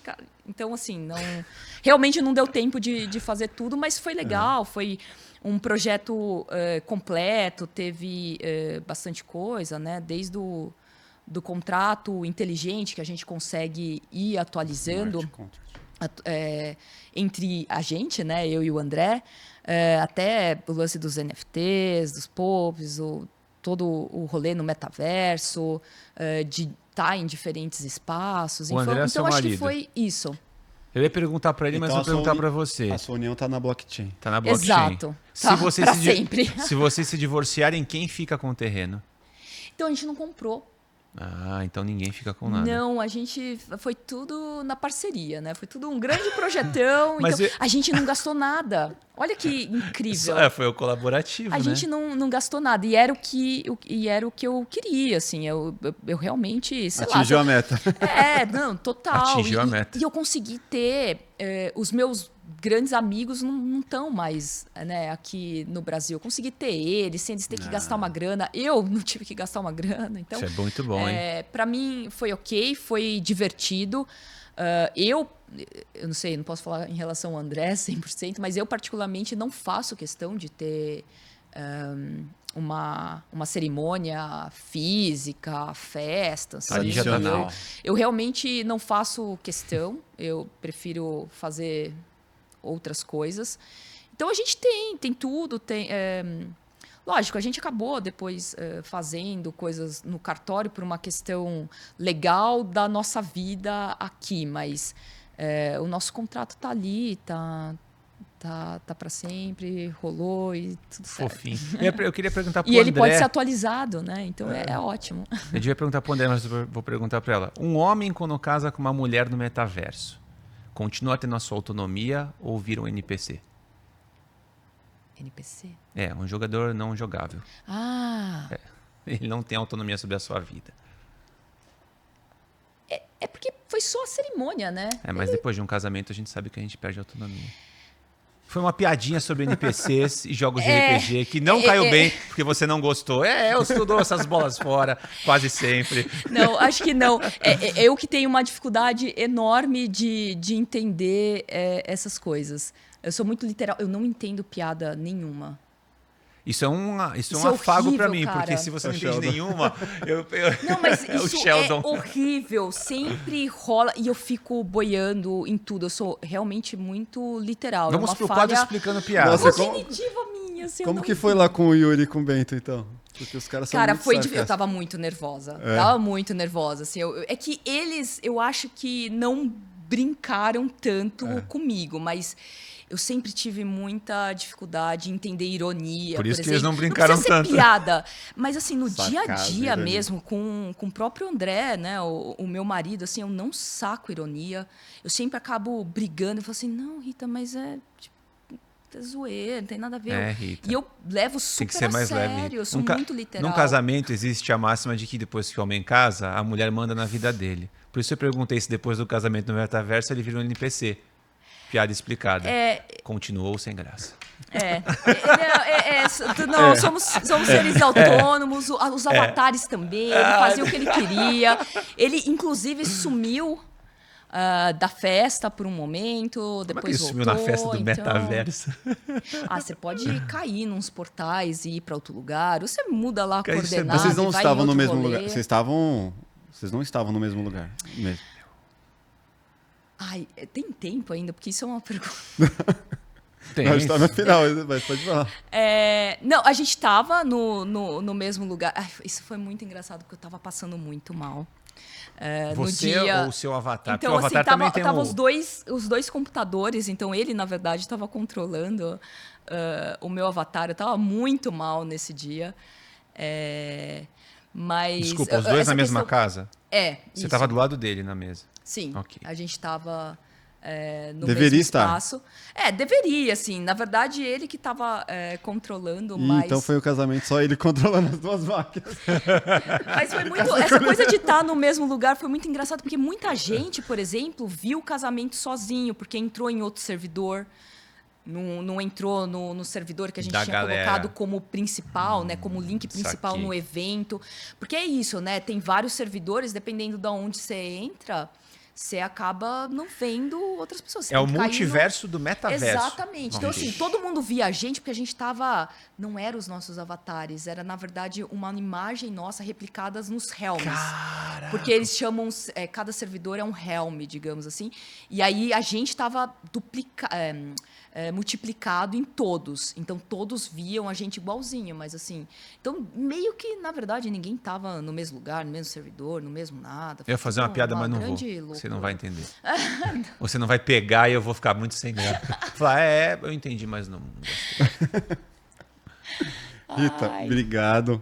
Obrigado por compartilhar suas experiências, compartilhar toda essa sua evolução tecnológica, é muito foda, muito legal.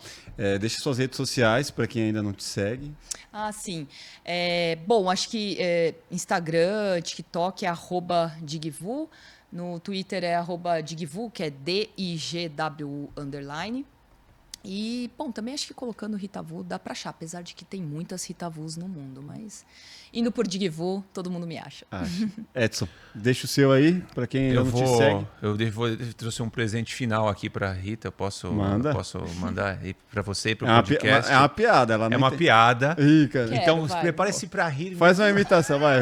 Faz a piada na voz do... Não, vou fazer aqui o seguinte. Do Silvio Santos. Aproveitando tudo que você contou, que a gente conversou aqui, eu anotei aqui algumas coisas. O seu casamento e toda a sua experiência. E eu vou declamar um poema para você, escrito pelo ChatGPT, com as informações que eu vou jogar lá, certo?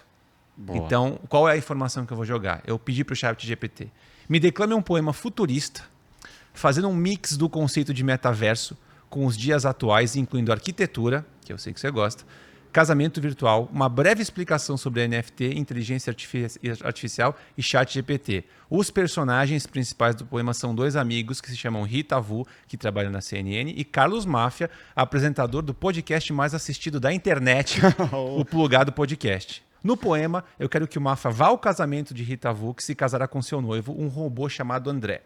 O padre da cerimônia é o filósofo Leandro Carnal, que vai passar a se chamar Leandro Espiritual, né? Já que no mundo virtual não é possível que seja feito de carne. Você vai bugar o ChatGPT. Carlos Máfia está bêbado, mas um bêbado engraçado que faz trocadilhos com os avatares de todos os convidados. No final da história, Rita viaja com seu marido para sua lua de mel e Leandro Carnal aceita o convite para ser entrevistado no Plugado, o podcast de Carlos Máfia, o bêbado.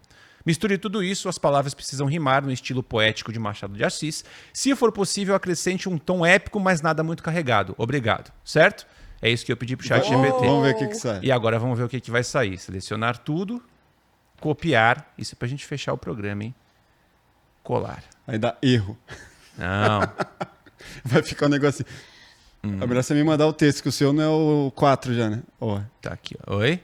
Você não tá mas pagando. Mas eu posso fazer, tá aqui, ó. Não tô pagando, mas eu já consigo. Vamos lá. Tá pagando.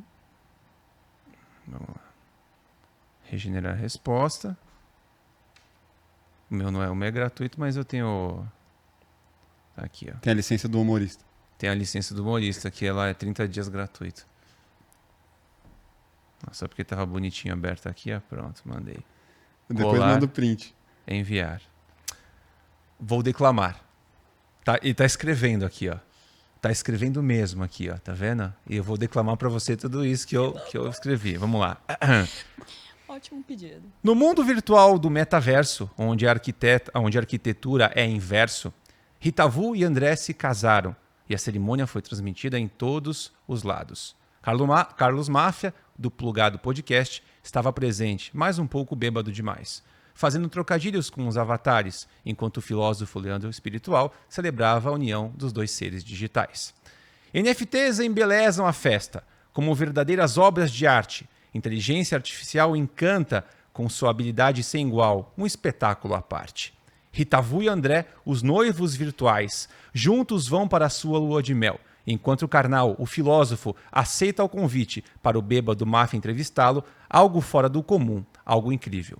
E assim, no metaverso, a vida segue, com suas histórias fascinantes e criativas, onde ChatGPT é o nosso guia e Machado de Assis fica feliz em saber que a poesia nunca termina. Olha, palmas pro ChatGPT, cara. Tá vendo? Viu como dá pra fazer? Acabou com a humanidade. Acabou com a humanidade. Muito bom. Uma poesia muito específica pra você, eu vou copiar e vou mandar pra você, muito tá obrigada. vendo? Um presente que você só vai ter aqui no Plugado Podcast. Adorei. Eternizou. Eternizou seu casamento de uma forma diferente. Só, que bonito. É isso. Deixa suas redes sociais.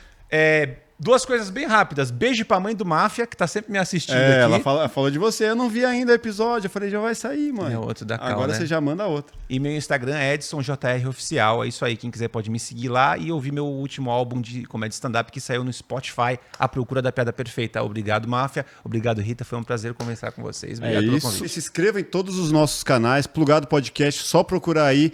Deixe seu like, deixe seu comentário, manda aí sua pergunta para a Rita, que depois a gente manda para ela. E obrigado, até o próximo Plugado Podcast. Grande abraço, valeu! Maravilha!